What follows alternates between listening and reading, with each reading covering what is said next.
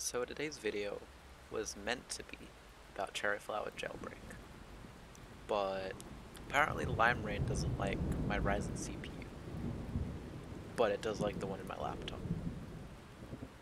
Anyway, I was going to make a guide on how to use it because the instructions are fairly clear to me, but apparently not clear to other people. But since I pwned a 32, which is a wrapper for like Lime Rain and stuff, since that didn't work, I guess I'm just going to be showcasing iPhone 4 down, which basically just repackages an older version of Cherryflower and lets it run on Linux. So yeah, had to use iPhone 4 down on a Linux machine in order to actually downgrade my iPhone 4 onto iOS 5.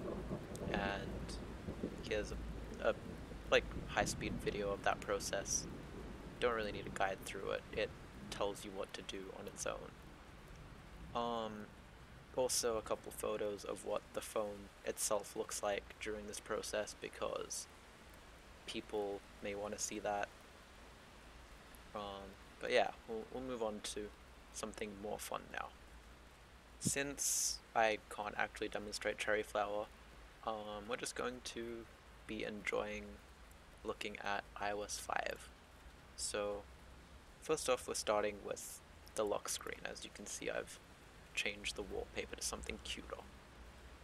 Um, it looks nice.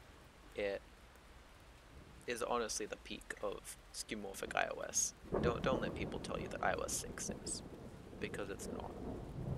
Um, Next we have the home screen itself. This is the default layout. I haven't touched it at all. Fresh from the restore. I don't even have Zeppelin installed. As you can see, it says no service, as it should. And next we've got the settings screen, and my Wi-Fi network name's blurred out because you don't need to know it, but you can see the in-app status bar with its blue Wi-Fi and the battery icon being the way it is. It's really nice.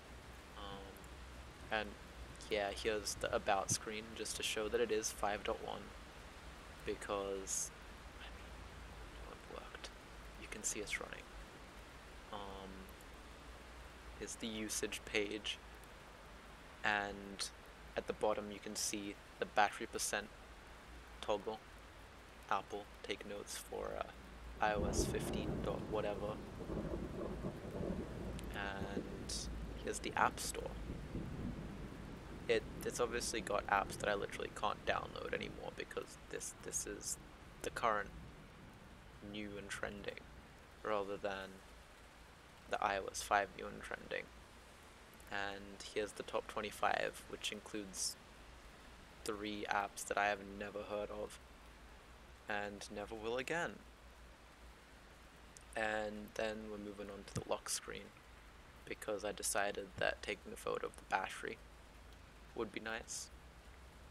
And yeah, it's the iOS 456 battery icon. Isn't that lovely? And here's the clock app.